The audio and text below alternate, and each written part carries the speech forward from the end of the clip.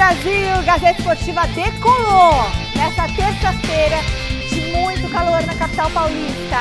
E ao meu lado eu tenho uma dupla magnífica, magnânima. Ele, o homem, o mito, a lenda, o tetracampeão Miller! É o Miller! Joga bola, que é uma coisa. Tudo bem, Michele? Até hoje, ainda joga. Outro dia eu tava com meu filho no elevador e o Miller pegou a bola assim, ele fez um negócio com o pé que meu filho ficou... um negócio assim que parece tão simples e é um negócio... Tem que colocar ele na escolinha já, pô. É, ele quer, viu? E aqui, este aqui, o espadachim da notícia que traz todas as informações pra você em primeira mão, Thiago Salazar. Boa noite, mais uma vez. Vamos lá. Estão prontos para comentar todos os assuntos que estão em alta hoje? Prontos para falar desse Campeonato Brasileiro. Olha, tá ficando perigoso, hein? Não, tá muito time que pode ser rebaixado, né? Os bastidores do Palmeiras estão fervendo com mais um protesto das organizadas do clube. Ontem você viu um pouquinho aqui, mas hoje a gente traz a reportagem completa. Nosso repórter Alexandre Silvestre ficou ontem até o final do protesto, cobrindo tudo para você. Tem ainda a preparação do Verdão para o clássico de amanhã no Allianz Parque. Do outro lado, nós vamos falar também do time do Dorival Júnior para esse choque rei, como é que chega o São Paulo, como é que não chega. No Santos teve conversa do elenco com torcedores dentro do CT do clube. Então, tudo isso como repercussão do 7-1, né, contra o Inter. Então, a torcida foi lá conversar com os meninos. Já o Coringão vive a expectativa de tentar se reerguer no Brasileirão. Olha, gente, tem muito assunto hoje. Prepara o seu café com leite, ou só o seu café, ou o seu chá, ou o seu refri, ou a sua água. E vem com a gente depois dessas dicas. Olha, a gente já voltou. Antes de seguir para a nossa enquete, eu quero passar aqui para vocês a classificação do Campeonato Brasileiro. Como eu gosto de ver a classificação, ainda mais nesse momento que nós estamos vivendo. Olha só. Botafogo líder, 59 pontos, seguido por Bragantino, que tem 52. Flamengo com 50. Palmeiras 47, Atlético Paranaense com 45. Em seguida, Grêmio, Atlético Mineiro, Fortaleza, Fluminense e o São Paulo com 38 pontos. Virando a página, chegam Cuiabá, Inter, Bahia, Cruzeiro. E ao Corinthians aí, ó. Corinthians 15º, 33 pontos. Agora atenção, Goiás 16º. Zona de rebaixamento, nós temos na zona de rebaixamento Vasco, 30 pontos, Santos, 30 pontos, Coritiba, 20 pontos. Que já caiu. Já caiu. Curitiba e o Coritiba e América já foram. A questão são os outros dois, quem vai também, né? Então, o Corinthians, gente, Goiás e Corinthians, se vocês voltarem ali, ó, Vasco, Santos, Goiás e Corinthians, estão tudo meio embolado, né? Corinthians tem 33. Não, dois a mais. Santos, que é o 18º, tem 30. Um jogo, 3 pontos. Exatamente, um jogo. Se o Santos ganha um jogo, é difícil, mas pode ganhar. Não, e o número de vitórias do Vasco e do Santos é maior do que o do Corinthians. Então, no critério de desempate, é o Corinthians que vai para a zona e o Santos e o Vasco saem. Tem outro detalhe também, Salazar, que é a prática do Corinthians, né? O Corinthians não joga bem, não é de agora. Sim. É que ali também, né? Convenhamos. Acho que o Vasco é o único que está apresentando uma melhora. Mas veja bem, o Vasco e o Santos, eles têm ataque bom. Tem jogadores... Santos. Tem um ataque bom, o Santos. Bom, o Soteldo é mau jogador? Maravilhoso. Ele perde sozinho. Não, é mesmo, né? Achei que fosse tênis. Pô, pelo amor de Deus, né? O Soteldo, ele é mais jogador que aquele... Não, mas todos os outros ali. O Juan Oliveira do Corinthians. Sim, muito mais. Exatamente. O Marco Leonardo, que é um jogador mercado, que você sabe que daqui a pouco vai embora fora do país. Ele é um artilheiro, cheira gol, quer dizer. Então eu acho que o time do Santos, Michele, na frente, ele tem lenha para queimar. E o time do Santos, tirando desse jogo contra o Inter, o time do Santos teve 3 vitórias seguidas e jogando bem, não é que jogando mal. Então eu acho que o Santos, lógico, um grande vai cair. Um grande vai cair. Um vai. Um vai cair. Até porque os últimos... Eu também acho que um cai. Eu acho que se bobear, cai em 2. Pode ser. E se bobear, cai em 2 grandes paulistas. Eu acho que o Goiás vai cair, por isso que eu acho que só um grande vai cair. O Vasco tem mais time que o Corinthians. O Vasco, ele pode ser que ele dê uma resposta positiva comparado ao Corinthians. Porque tem bons jogadores o Vasco. Vamos seguir para a nossa enquete do dia, então. Vamos ver como estava o ânimo do nosso diretor. Olha aí. Qual grande clube paulista corre mais risco de ser rebaixado? Tá animado, tá afiado. É o Corinthians ou o Santos? Ah, só pôs esse, só pôs Corinthians e Santos. Vasco não põe, é isso? Eu sei, não, mas por que Paulista. Por que você foca no Paulista? Por que não põe outro para diminuir a nossa ansiedade? Bairrista, nosso editor. É porque ele que manda, ele falou para mim, tá certo. Então manda quem pode, obedece, quem tem juízo, deixa obedecer. Até porque o Vasco tá ali, né? Morto ali. Tá né? lá, ó. Em termos de então, pontuação, né? Galera, qual paulista corre mais risco de cair? É só você votar no site gazetesportiva.com e pode palpitar também no nosso YouTube. Estamos ao vivo no YouTube, youtube.com/Gazeta Esportiva. Vem com a gente pelo YouTube, beleza? Para vocês, Thiago Salazar. O Santos. O Santos tem mais chance de cair por motivos simples. O Santos hoje tem menos pontos que o Corinthians, então é ele quem precisa correr atrás, é ele quem precisa reverter essa situação na tabela. São poucos jogos até o final do Campeonato Brasileiro e a derrota por 7-1 pesou, né? Pesa. Você ali dentro da zona de rebaixamento, tentando sair, você toma 7-1, o peso de um resultado desse é muito grande. Então, o confronto direto que o Santos vai ter contra o Corinthians, também para piorar, ele é na Neoquímica Arena, ele não é na Vila Belmiro. Então, acho que a missão do Santos é mais difícil que a do Corinthians, mas não duvido de nada. Então, para você é o Santos, para o Miller? Para mim, os dois. Só pode ser um, Miller. Corinthians. Você acha que é mais o Corinthians que corre risco de ser rebaixado? Eu acho que em termos de valores individuais, até porque numa decisão, seja lá em cima ou lá embaixo da tabela, o valor individual ele faz muita diferença. E a gente vê constantemente, toda rodada isso, né? E os valores individuais do Santos, como eu citei agora há pouco... Você acha melhor que o do Corinthians? Eu não acho. Lá na frente eu acho. Não, lá na peraí, frente, são lá 11 frente. que jogam, são 11. É mesmo, é? Qual é o jogador? Quantos você acha que o Santos tem melhor que o do Corinthians no mano a mano ali? Eu falei que o ataque do Santos é melhor que o do Corinthians. Tudo bem, mas para resolver o jogo são 11. É mesmo, é? Então quer dizer... Assim, por exemplo, você fala do ataque. O ataque não são dois jogadores, o ataque envolve um monte de gente. Mas assim, para você dizer valores individuais do Santos, o Santos tem mais que o Corinthians... Fala, Miller, fala o que você está pensando. Fala, quantos? Quem que é o bola Você falou dois, o Soteldo eu concordo. Quem que é a luz Marcos do Leonardo Corinthians? eu já não concordo. Quem que é a luz do Corinthians? Quem que é o quê? A luz do Corinthians, O Renato Augusto. E aí, então, ele joga um jogo inteiro? Não joga. Ele não joga um jogo inteiro, infelizmente. Se for assim, e o Soteldo?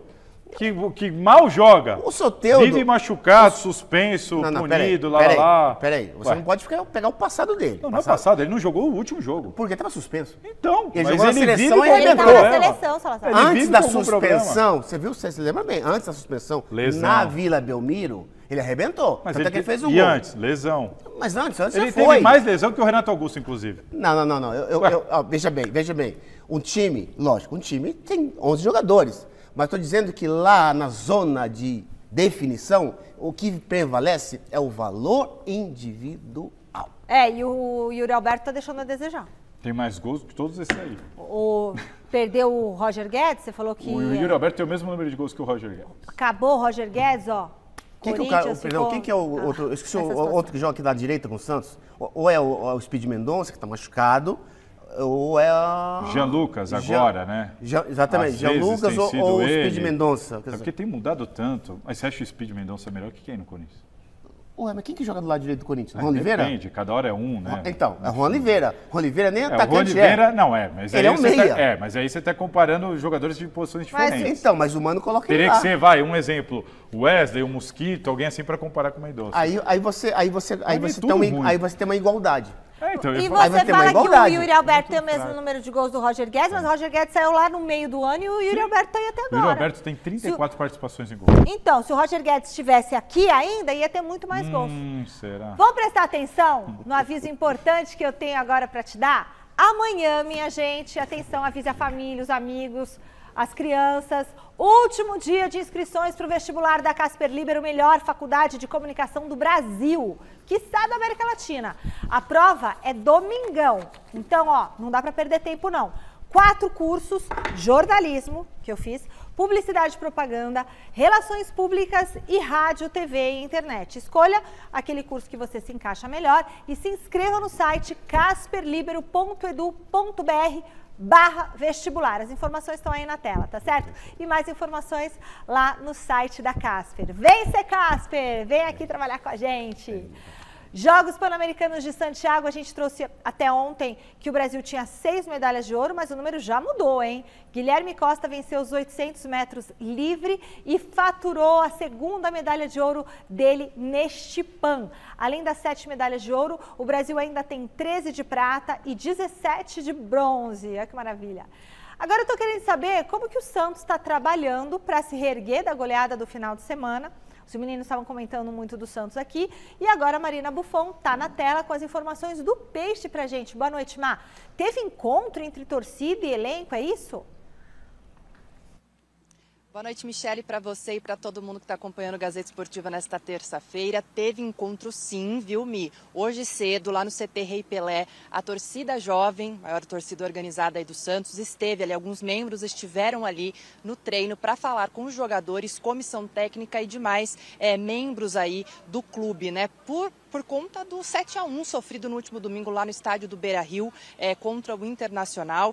O Marcelo Fernandes falou sobre isso, o Galo, coordenador técnico do Santos também. E então a torcida jovem foi até hoje lá no CT para falar sobre, aí nas palavras da torcida, o vexame que aconteceu no último domingo. E aí numa postagem que eles fizeram nas redes sociais informando sobre esse encontro, que foi pacífico, né? Foi uma conversa ali com essas pessoas que estavam no CT, para falar sobre o vexame de domingo, né, que não é aceitável, segundo eles ali.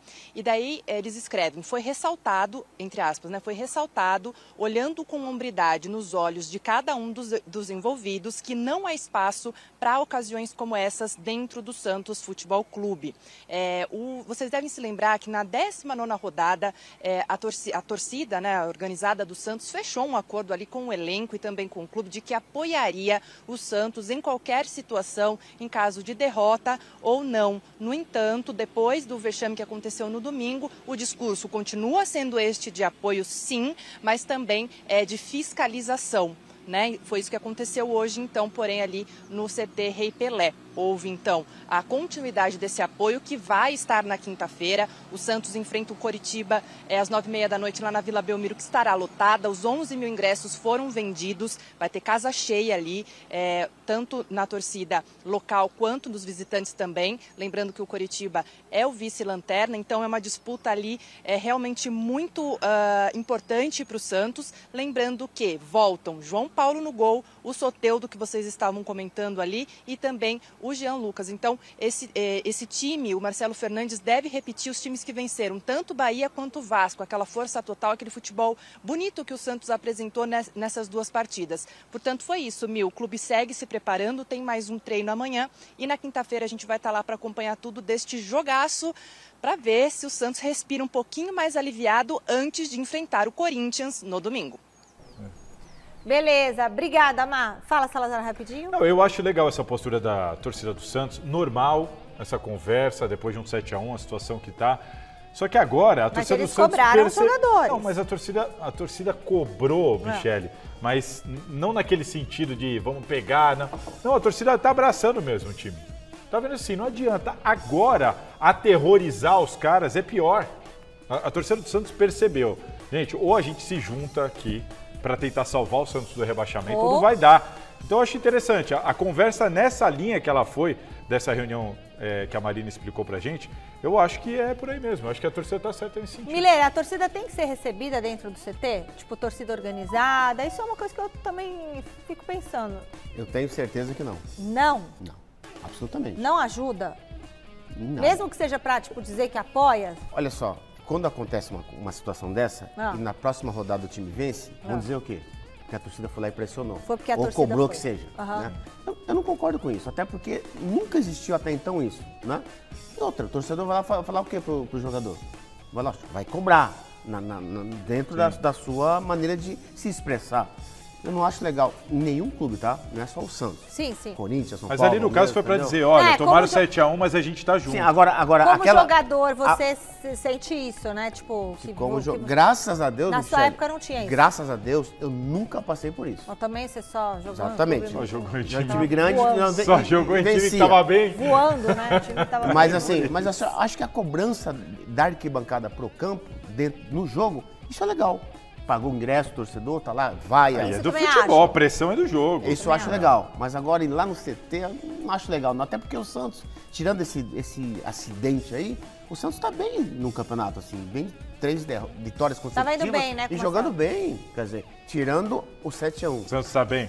Tirando o 7-1, o Santos fez o quê? 3 vitórias, o Salazar. O Santos tá dentro da zona do rebaixamento, gente, com 30 pontos Mas conseguiu 3 vitórias, coincidentemente. Não, tudo bem, deu uma respirada com 3 vitórias só, mas o antes e depois dessas 3 vitórias é terrível. Não. Aquilo ali não dá pra levar aquilo como parâmetro. A gente pode... Foi um respiro. A gente pode dizer que foi uma derrota vergonhosa? Sim. Foi. Qualquer palavra aí cabe. Agora, o Santos, Michele, como eu falei, o ataque tem lenha pra queimar. Bom, daqui a pouquinho a gente vai trazer tudo do protesto de ontem em frente à sede do Palmeiras. Mas antes nós vamos falar do jogo de amanhã do Verdão, porque é clássico, minha gente, é clássico e contra o São Paulo. Boa noite, Alexandre Silvestre. O que tem de novidade no time, hein? Boa noite, Michele, tudo bem aí, pessoal? Gostei já do começo do programa, Thiago Salazar e Miller duelando daquele jeito que nós gostamos, com muita polêmica, né, crianças? Então vamos colocar mais fogo nesse parquinho, já eu volto para falar do protesto de ontem. Mostramos ao vivo e já tem a reportagem completa de tudo que aconteceu, essa pressão fora de campo na política do Palmeiras, os bastidores em efervescência, às vésperas de mais um choque rei, é jogo contra o São Paulo amanhã, Allianz Parque pelo Campeonato Brasileiro. Michele, 8 da noite a bola rola no Allianz, local do último confronto que deu São Paulo na Copa do Brasil por 2-1. Então o Palmeiras vem com algumas missões para tentar dar um troco no tricolor, claro que ninguém vai dizer isso, mas fica atravessado sim na garganta. E para conquistar mais 3 pontos, o Palmeiras, que vinha de uma sequência muito ruim de derrotas, venceu fora o Curitiba, retomou o posto de 4º colocado, tá no G4.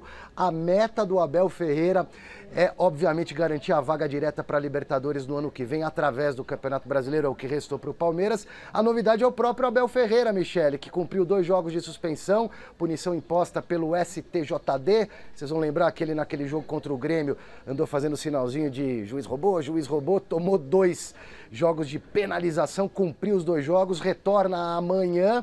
Quem retorna junto com o Abel é o Hendrick, que pode ser escalado, estava suspenso pelo 3º amarelo, não enfrentou o Coxa. Gabriel Menino operou o tornozelo, está em recuperação, só deve voltar no ano que vem.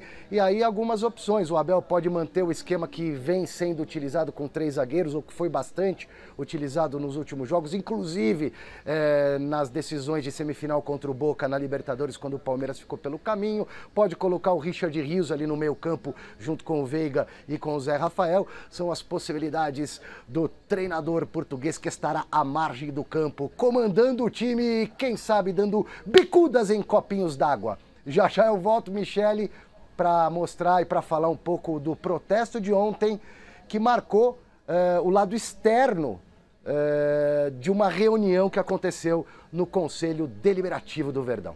Eu quero saber tudo, eu quero saber o que rolou nessa reunião, o que rolou nesse protesto. Que horas acabou? Até que horas ficou o Silver lá? O Silver ficou até umas 10 da noite, 9h30, 10 da noite. Isso eu sei, não é isso, Silver? 9h30, mais ou menos 9h30 da noite. O protesto começou ao vivo, a gente mostrou no Gazeta Esportiva com 50, 70... Eu calculo no final de tudo umas 500 pessoas pelo olhômetro, pela minha experiência, tá bom, Michele? Terminou por volta das 9h30, 10 horas, teve discurso de entrada, discurso de saída dos líderes das torcidas que às vezes não conversam, estiveram juntas ontem, como Mancha, Tupi, mas a gente vai mostrar a reportagem e falar disso depois. Eu tava com ele, acompanhando tudo aí na internet, passando para o site junto com o Felipe Leite, nosso grupo do WhatsApp incansável, Felipe Leite, que é da minha terra, né? Felipe Leite. Ah, é? De Santos? É de Santos também. Vocês estão, né, demais. Beto Rivera também, de Santos. Fala uma coisa, então, aqui. Amanhã tem São Paulo e Palmeiras. O que a gente pode esperar desse jogo? O Palmeiras acho que já entregou, né? Não, assim, não entregou nada. Entregou o Campeonato Brasileiro. Não acho. Agora o G4... Você diz a briga pelo título? O título... Eu não acho que o Palmeiras entregou, acho que o Palmeiras não conseguiu mesmo. Eu acho que o Palmeiras... Não, acho que o Palmeiras entregou no sentido de não ter mais forças para lutar pelo título. Sim. Porque eu mesma, eu estava acreditando nesse título até essa última derrota que teve. Mas o G4 tem que conseguir, né?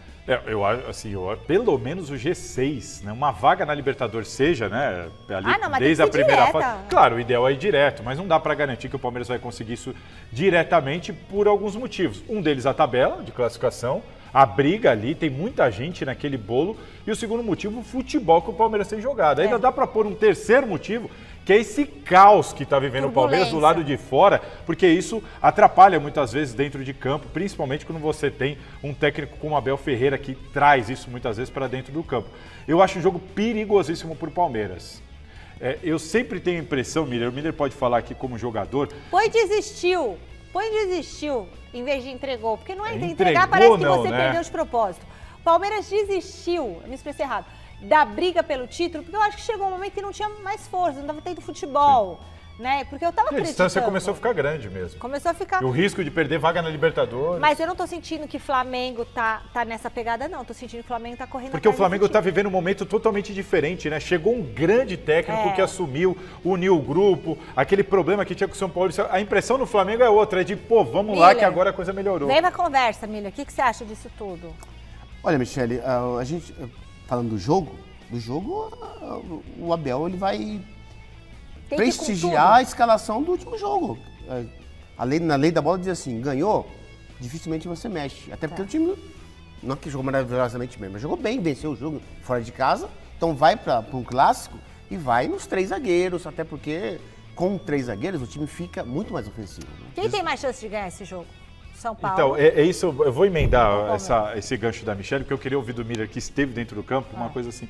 Quando você joga um clássico e você tem de um lado, por exemplo, o São Paulo, leve. Se ganhar, tudo bem. Se perder, tudo bem. Se empatar, tudo bem. Né? E o Palmeiras não. O Palmeiras pressionado. Como que é para o jogador dentro de campo? Tanto de um lado quanto do outro. Eu tenho a impressão que rola um favoritismo sempre para o time que está leve. Sem dúvida nenhuma, Salazar, são duas coisas distintas aí. Primeiro, a rivalidade do clássico, que nunca vai mudar. Claro. Né? Então, em termos de rivalidade, você não tem favorito. Mas o Palmeiras jogando em casa, o campo grama sintética, já tem uma velocidade da bola que o Palmeiras já está acostumado. Aí entra isso que você falou. O São Paulo está entrando sem responsabilidade, e sem responsabilidade, mas também com muita confiança. Sim. Então o jogador tem mais confiança para tocar sem olhar, para fazer uma jogada individual, ousar mais, né, em relação... Menos medo de errar. Exatamente. Então acho que tudo isso conta bastante, né? O Palmeiras, é claro, como você disse, né? Protesto, aquela pressão toda extracampo, é claro que não vai afetar o campo, até porque os jogadores estão concentrados. Não chega no campo. Não chega. Não chega porque o time do Palmeiras, Michele, é um time acostumado a decisões. Acostumado a pressão, grandes jogos, aquela coisa toda. É um time que, para mim, tem muita qualidade. E outra, se o Abel repetir a escalação do Palmeiras contra o Curitiba foi boa. Eu assisti o jogo uma boa parte, o Palmeiras jogou bem e poderia ter feito mais gols. Lógico, tá jogando contra um time que vai cair para a segunda divisão, que é o Curitiba. Mas independente disso, o Palmeiras voltou a se reencontrar com a vitória. Eu acho que o Palmeiras ganha. Olha, eu não sei, o Miller confirmou uma tese que eu já tinha aqui, olhando de fora, de que é um favoritismo para o time que está mais leve. Lembra até do 6-1 que o Corinthians fez no São Paulo? O Palmeiras, o Corinthians entrou leve, aquele jogo, já tinha sido campeão, atropelou. Mas eu vejo muito por aí, o jogador entra... O São Paulo não perdeu agora? O São Paulo ganhou do Grêmio, 3-0. Né? Mas o que acontece, Salazar, Michele, eu vejo o seguinte, eu vejo mais pro lado da rivalidade, que aí não tem favorito. Eu acho que o Palmeiras... não vai clássico... O Palmeiras não vai fazer uma partida ruim dentro de casa, até porque ele está engasgado com o São Paulo. Não acho que o São Paulo vai atropelar, nada disso, mas vejo o São Paulo passinho à frente. Eu vou guardar meu palpite para amanhã, mas é 1-0 Palmeiras com gol do Gustavo Gomes. Eu vou guardar, ela começou com eu vou guardar para amanhã. Amanhã você vai mudar, então. Amanhã você vai mudar o palpite. Possivelmente. E aí ele vai chegar mais pertinho do Dario Pereira. Você sabe que o Gustavo Gomes está quase ali, né? No tanto de gols. Tá mal o Gustavo Gomes, hein? O quê, diretor? Luiz Pereira. Errei, o Dario Pereira de São Paulo, não é? Você falou Dario? Eu falei, ninguém percebeu. Pereira. Mas é o Luiz Pereira. A 20ª edição do Troféu Mesa Redonda tá chegando. Nossa equipe tá preparando tudo com muito capricho, com muito carinho para vocês de casa. Esse evento de gala. São 20 anos do Oscar do futebol brasileiro. Votação tá aberta. Acesse troféumesarredonda.com.br. Dê a sua opinião. Você pode entrar também pelo QR Code que aparece no cantinho da sua tela. Quer ser um dos nossos convidados? Quer poder ganhar uma camisa do seu time? Então tem que participar. Votar lá no site do Troféu Mesa Redonda, participar do concurso cultural, agradecer, torcer e quem sabe você vai ser convidado a estar aqui com a gente no dia da nossa gravação. Beleza? CCT da Barra Funda chamando. Chega mais para conversa, José Paes. Boa noite, meu querido. O Tricolor está pronto para o grande clássico de amanhã? Prontíssimo, minha querida Janela, minha Michele Janela, prontíssimo. Um beijo pra você aí, um abraço pra todo mundo que tá acompanhando mais uma edição do glorioso Gazeta Esportiva. O pessoal passa por aqui, conversa com a gente. O nosso Ricardinho Braga vai mostrar pra vocês aí o trânsito aqui em frente ao número 2724 da Barra Funda, na Zona Oeste de São Paulo. Olha só, a galera grita, a galera quer aparecer no Gazeta Esportiva. O trânsito tá bom nos dois sentidos, sentido bairro, sentido também centro aí, tudo certinho por aqui. São Paulo também preparadíssimo para esse jogo de amanhã aí, esse choque rei lá no Allianz Parque, Palmeiras e Tricolor e São Paulo. E olha só, o São Paulo treinou na parte da manhã, hoje aqui no CCT da Barra Funda. Informações importantes então para você aí que torce para o São Paulo e está acompanhando a gente. Luan e Arboleda estão recuperados aí das suas respectivas lesões musculares. Fizeram um trabalho hoje com a preparação física do São Paulo, não treinaram com bola ainda, por isso não devem jogar esse jogo de amanhã no Allianz Parque, que fica bem pertinho aqui do CCT da Barra Funda. Pablo Maia está suspenso, também não joga amanhã. O Gabriel Neves deve entrar ali no meio de campo do São Paulo. Também existe uma possibilidade do Jackson Mendes jogar essa partida, mas o equatoriano está meio embaixo aí com o Dorival, né? Chegou com status de titular quando foi contratado, jogador de Copa do Mundo, mas enfim, foi perdendo crédito. Hoje é banco de reservas, deve jogar o Gabriel ali no meio de campo. O Caio Paulista está voltando de suspensão, né? Não atuou nessa partida aí contra o Grêmio, na última vitória do São Paulo lá no Morumbi pelo Campeonato Brasileiro. Ele deve ser titular, então, na partida de amanhã. O São Paulo, viu, Michele, aqui no CCT da Barra Funda, está promovendo algumas mudanças. O presidente Júlio Casares já tinha dito pra gente, né, que pretendia mexer em algumas coisas aqui estruturais no CCT da Barra Funda. Ele está aumentando a academia, já aumentou a academia, né, aqui do CCT, do Centro de Treinamentos do São Paulo, e agora está mexendo nos vestiários e também no campo principal, que está tendo aí a sua grama, o seu gramado trocado. Então, algumas reformas importantes para dar ainda mais conforto, melhorar o trabalho dos jogadores, da comissão técnica aqui no CCT da Barra Funda. Daqui a pouquinho eu volto, viu, Michele, para a gente falar mais do São Paulo, porque o Rafinha participou de um programa lá no Plim Plim, lá no Sport TV, falou uma coisa importante do Ramos. Eu quero pegar a opinião do Miller, também do Salazar e a tua, claro, sobre o que disse o Rafinha em relação ao Rames Rodrigues. Mas isso é daqui a pouquinho. Agora devolvo aí para você, nos nossos estúdios, para vocês poderem comentar, então, esse São Paulo que está encerrada a preparação do Tricolor, encerrada para esse jogo de amanhã contra o Palmeiras. Michele? É isso aí, agora vai. Agora esse só... assunto do Rames aí eu acho que vai dar o que falar. Por quê, Salazar? Não sei, vamos esperar o Zé entrar nele. Bom. Sobre o jogo, a saída do Pablo Maia, né, a suspensão, né, o problema do Pablo Maia é um problema grande para o São Paulo, né? Ele é um titular absoluto desse time, com todos os técnicos, jogou muito, era um jogador que vem em grande fase. E olha, eu vou te falar, com exceção do Lucas, o Pablo Maia acho que é o jogador que dá mais dificuldade para o técnico substituir no time de São Paulo. Na hora que você tira o Pablo Maia, eu acho que é um problema grave. Os outros todos, aliás, todas as outras opções são jogadores, na minha opinião, muito abaixo dele, têm rendido muito abaixo dele naquela posição. E o Caio Paulista, por outro lado, é um grande reforço para esse clássico, né, Miguel? Até porque, Salazar, o Pablo Maia, desde quando o Dorival chegou, ele é titular absoluto. Sim, sim. E outra coisa, ele levou um cartão contra o Grêmio, no Morumbi sábado, estava no jogo. Sim. Bobo? Pelo amor de Deus. Não, sim, não merecia o cartão. Até porque ele não fez uma falta normal. O árbitro deu amarelo para ele, quer dizer. Então, foi um critério do árbitro errado que prejudicou o Dorival, né? Mas assim, acho que ele vai colocar o Uruguai lá, o Gabi. Vai o Gabi? É, provavelmente. Olha, o Gabi ali, não sei, viu? Não, ele é bom com a bola no pé, mas na marcação... Sim, são características diferentes, né? Por isso que eu falo, é difícil substituir o Pablo Maia. Os outros todos, me parece que o Dorival encontra um jeito ali. O Pablo Maia, eu acho que é um desfalque importante. Tem o Luan, né? Mas eu acho que o Dorival, nos últimos jogos, né? Ele não tem colocado o Luan. ter colocado o Gabi. Esse é um jogador que, olha, entendeu? Sinceramente difícil entender, né? É, exatamente. Porque o Luan, do jeito que ele surgiu no São Paulo... Engraçado, Michele, ele renova o contrato e não joga mais. Sim. Dá a entender isso. E a gente achava que o problema era com o Rogério, né? E de repente veio o Dorival e ele continua não jogando. Com o Dorival, ele é a última opção na posição. Até porque esse Uruguai aí, provavelmente amanhã vai jogar. Aí na volta o José Paes explica pra gente por que disso. Boa, Zé! Quem está atento ao estilo que o Dorival Júnior adotou no tricolor é o mestre Alberto Helena Júnior. Que saudade que eu tô de você, mestre! Você aí de casa já ouviu falar na tática da galinha? Não? Então presta atenção no nosso quadro Olhar de Mestre. Oi, preciosa criatura! Uma tarde, saindo aí da Gazeta, topo com o João Avelino 71, o folclórico técnico de futebol, que me dá um abraço e sussurra ao meu ouvido.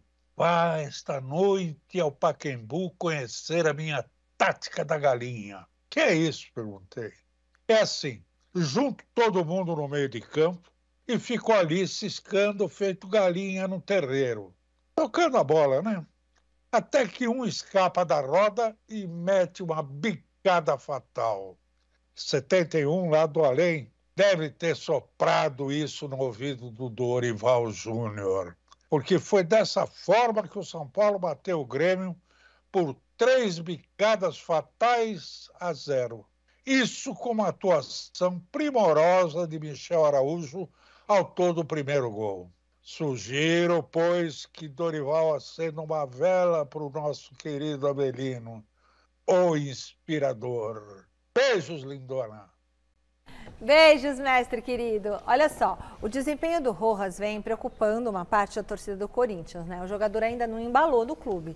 Tem algum motivo para as atuações recentes dele estarem assim, Salazar? Não, em tese não tem motivo nenhum, Michele. O Rojas chegou, já teve 2 ou 3 vezes problema de lesão, algo que não surpreende, pelo menos a mim. Sim. Antecipei aqui no Gazeta Esportiva, era um jogador que constantemente frequentava o departamento médico lá na Argentina.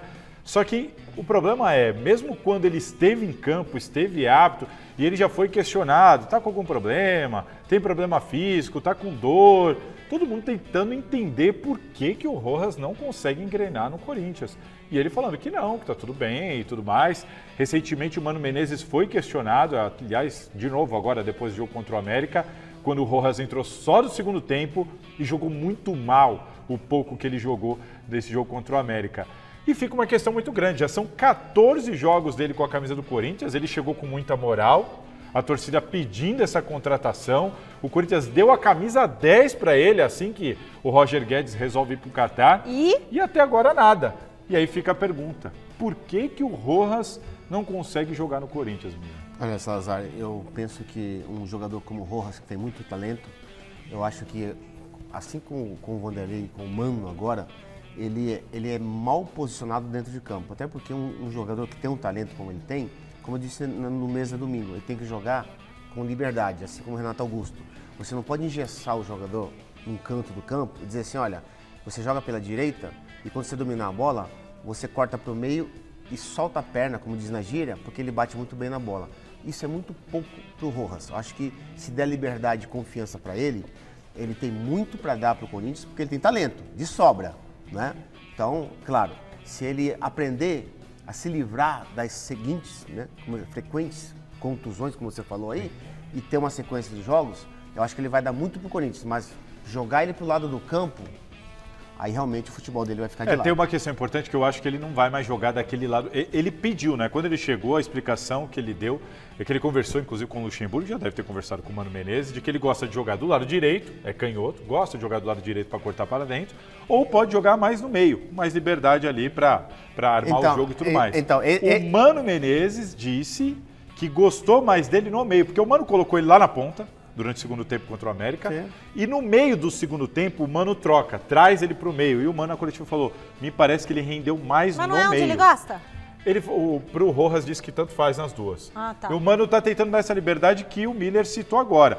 O que falta, no meu entendimento, assistindo aos jogos e percebendo o Rojas em campo, é o Rojas entender, assim, sabe o que me parece? Que é um jogador indolente. O que é indolente? Sabe, ele joga muito na ponta do pé. Joga muito na ponta do pé, Google, o jogo gente. tá pegando e ele tá, às vezes, em outro ritmo, perde muita bola. Quando você pega aquela estatística de perdas de bolas por jogador, o número dele é muito alto. Pouca vitalidade, lentidão, preguiçoso. Isso. É isso? É isso. Então, assim, às vezes o jogo tá pegando, às vezes o jogo necessita de uma pegada maior, de um jogador mais atento. Tem que ter. Aquilo que é o básico para jogar no Corinthians. Sinto falta disso no Rojas. Se ele ainda tivesse jogando desse jeito, com esse comportamento, mas estivesse resolvendo, fazendo gol, o torcedor engole. O problema é que ele não está acertando o chute, não está acertando o passe. E no campo você vê ele naquele ritmo, como a gente fala na gíria, jogando na ponta do pé. Falta para o Rojas entender onde ele está jogando e que camisa ele está vestindo. Sabe o que acontece, Michele? Uma coisa importante aí que dificilmente o Mano vai fazer. E aí vai prejudicar o jogador. O time não joga para ele. Você acha que tem que jogar pro Rojas? O time tem que prestigiar o Rojas e o Renato Augusto, claro. Não, o Renato Augusto eu concordo. Sim, mas vai agora o Rojas eu não concordo, não. Veja bem, quando eu falo que o time não joga pra ele, significa o quê? Significa que o time do Corinthians toca muita bola pro lado, pra trás. Tem que tocar mais à frente. Tem que passar mais a bola. Tem que chegar mais nele. Tem que chegar mais nele a bola, passar nos seus pés. Aí sim a gente pode cobrar o Rojas, até porque ele tem muito talento. Agora, ficar lá aberto na direita ou na esquerda, isso não resolve o problema. Vai ter um problema, vai ter um jogador a menos no campo. Agora, coloca ele no meio, a bola passa constantemente no seu pé, assim como no pé do Renato Augusto, aí sim vai ter um Rojas mais produtivo. Eu até acho que ele pode ser mais produtivo, mas para mim, repito, ele tem que acordar para a vida. Contra o América foi um exemplo do que foram os outros 13 jogos. Eu falo 13 porque dos 14 ele jogou muito bem a estreia. Só que ele só jogou bem a estreia. Os outros 13 jogos ele foi muito mal, tanto que ele perde a condição de titular. Ele volta, ele ficou os 2 últimos jogos no banco, ele entra no segundo tempo, vai mal, tanto que o pessoal fica, o Juan Oliveira jogou mal. Então põe o Rojas. Aí ele põe o Rojas foi pior que o Juan Oliveira. Ele não é o da moça? Não, esse é o Fausto Vera, que tá sendo recuperado, O Rojas tem namorada?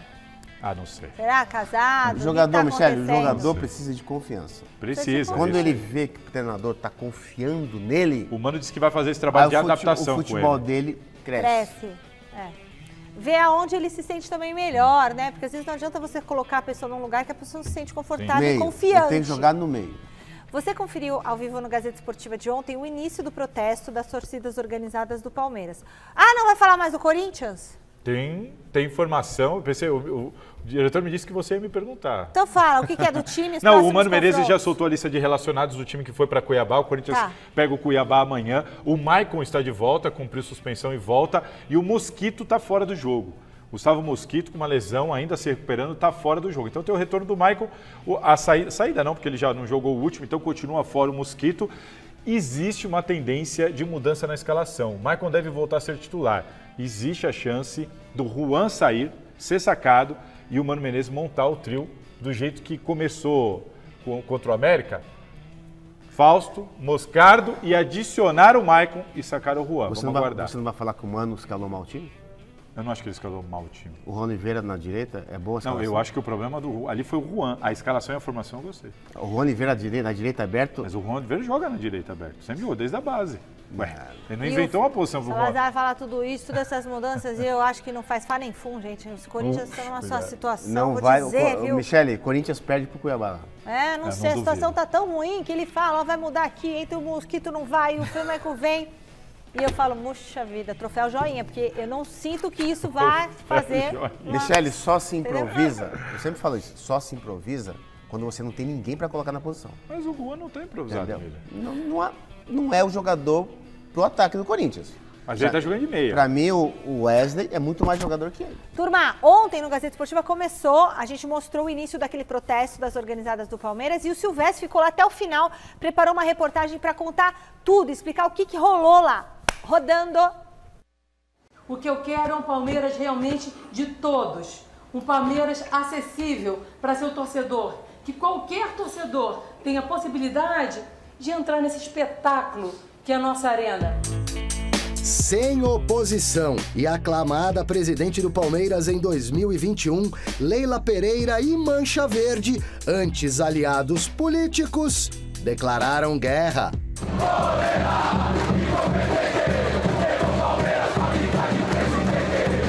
O que fora uma relação íntima de parceria, envolvendo até dinheiro e troca de favores, a gente devolveu os 200 mil, fica aí chateadinha aí, mas a gente vai se manifestar, porque a gente aceita a ajuda dela e de qualquer pessoa.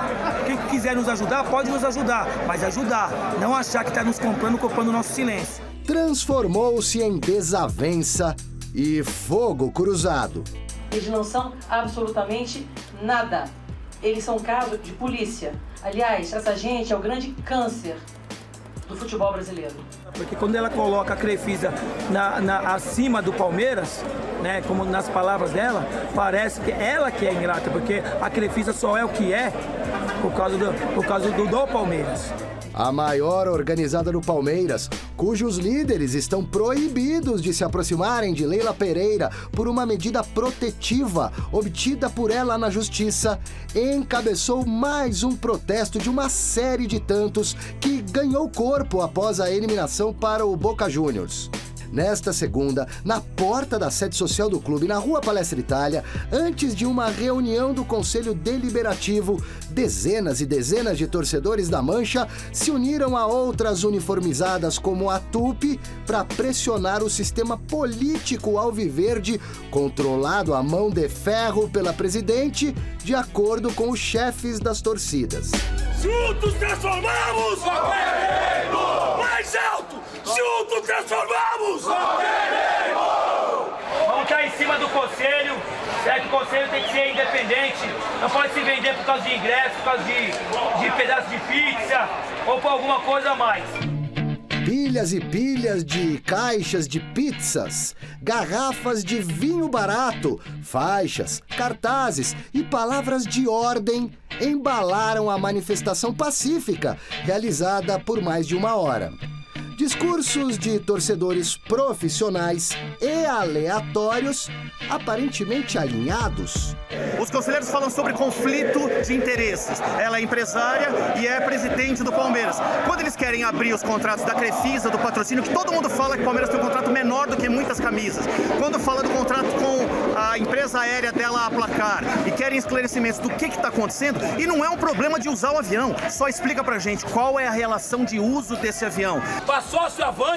O sócio avante voltar, né? Porque nós não é apenas um número financeiro não, certo? A gente tem o amor ao Palmeiras, acompanha o Palmeiras e nós todos aqui tem que ter direito a voto. Vocês têm que saber quem que tá votando, o que tá votando, por que não tá votando, quem é que se omitiu em algumas situações, mas tem que dar voto. Os 20 milhões de palmeirenses. Muito bem, a nossa reportagem entrou em contato com a assessoria da presidente Leila Pereira para saber alguma posição sobre o protesto de ontem, né, dando espaço aqui para ela se manifestar. Ela preferiu não se manifestar, explicou que tudo que ela tinha para falar sobre as organizadas já foi dito na entrevista da semana passada, que é aquilo que a gente colocou na nossa reportagem. E aí eu chamo agora Alexandre Silvestre para vir direto da redação, trazendo aí, participando aqui do nosso papo. Você estava lá presente nesse protesto, Silvestre, qual é a repercussão disso, como é que foi a reunião do conselho? E aí os nossos comentaristas aqui conversam com você também. Contextualizando, tudo isso aconteceu momentos antes da reunião do Conselho Deliberativo do Palmeiras, uma reunião ordinária, que são 4 anuais, são reuniões de praxe, né? A torcida resolveu escolher esse momento para fazer a pressão, para pressionar conselheiros, né, a tomarem mais as rédeas e o controle das coisas.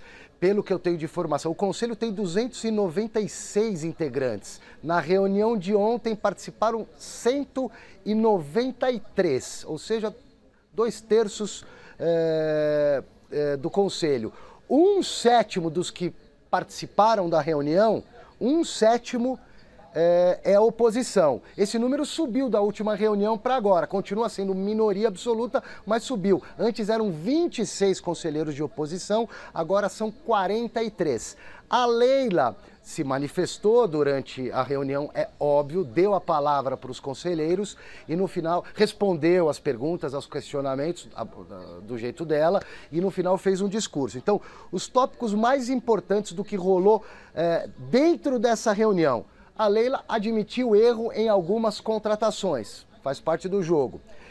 A questão da Crefisa, se a Crefisa sai, o Palmeiras cai. Isso aí pegou muito mal naquela última entrevista da semana passada e ela disse que houve uma distorção na interpretação. Existe ali uma filosofia de trabalho e tiraram do contexto. Anderson Barros, executivo de futebol, ela banca, ela garante, continua ali. Parte da torcida não gosta, diz que o cara é muito na dele, não aparece, não é agressivo. Abel Ferreira idolatra o Anderson Barros, é bom frisar isso também. Não há conflito de interesses na opinião da Leila em relação a ela ser patrocinadora e presidente, tanto que ela foi eleita. O avião já gerou uma economia de 3 milhões de reais, segundo a presidente do Palmeiras. Respondendo aos conselheiros que a indagaram ontem. A questão do patrocínio. O patrocínio da Crefisa podia ser maior, ela breca outros patrocínios que poderiam chegar, não é o maior patrocínio mais como já foi. Ela disse que isso não é um problema para ser debatido no Conselho Deliberativo, e sim no Conselho de Orientação e Fiscalização. Se for para cobrar, é lá, porque foi lá que foi aprovado o patrocínio. Enfim, e a questão dos ingressos, Michele, que ela disse que o Palmeiras tem muito investimento e os ingressos não serão barateados.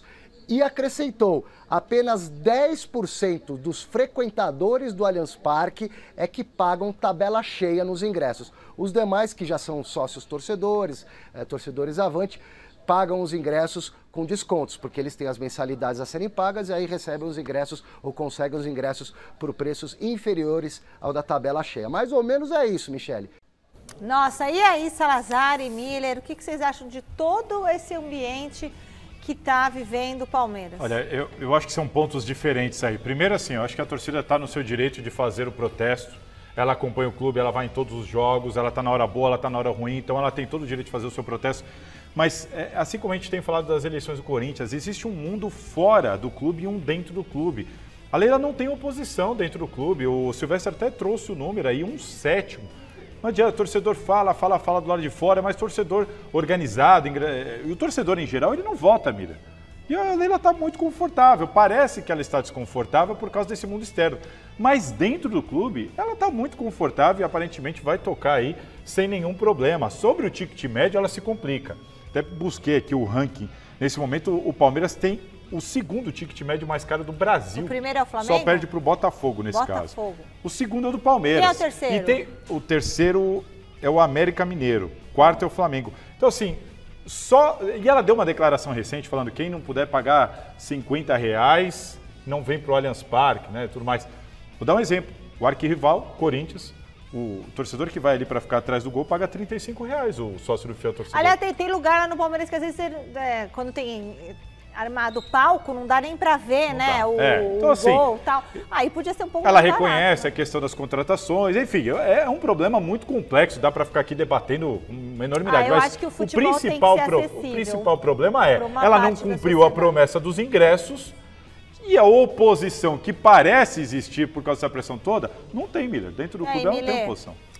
Olha, Michele, eu acredito, eu não conheço a presidente Leila pessoalmente, né? A gente conhece só por televisão, por entrevista, mas ela está se equivocando em algumas coisas, até porque lá atrás ela ajudou a torcida do Palmeiras, a Mancha, né?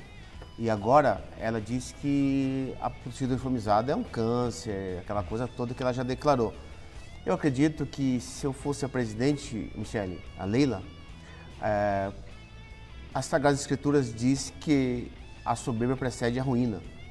Se eu fosse ela, eu me reunia com a torcida uniformizada do Palmeiras com a Mancha, que é fanática e sempre apoia a equipe em todas as situações, circunstâncias do clube. Se eu fosse a Leila, eu me reuniria marcava uma reunião com a Mancha Verde. Com os líderes. Com os líderes. E selava um pacto de paz. Para o Palmeiras seria excelente. Pelo bem do Palmeiras. Exatamente, pelo bem do Palmeiras. Até porque, Leila, não precisa você brigar com a torcida, até porque você nunca vai vencer a torcida. A torcida é o bem maior do clube. Então, importante você reúne com a torcida, com a Mancha, né? Sela uma paz com eles, né? Eu acho que não precisa você brigar com a torcida. Eu acho que às vezes não precisa você falar certas coisas contra a torcida, porque a torcida está sempre apoiando o clube. Michele, é o que a gente falou aqui várias e várias vezes. O Palmeiras tinha uma semifinal e a gente estava discutindo briga da Leila. Eu falava assim, gente, isso é fogo amigo. Ela tem que parar de criar um problema interno. É o que você falou, prejudica o próprio Palmeiras. Precisa parar essa aresta. Enquete, turma, acabou. Qual grande clube paulista corre mais risco de ser rebaixado? É o Corinthians. 68% dos votos. Nossa. Turma, amanhã a gente volta com muito mais. Fiquem agora com o Jornal da Gazeta. Tchau, Salazar. Tchau, campeão. Beijo.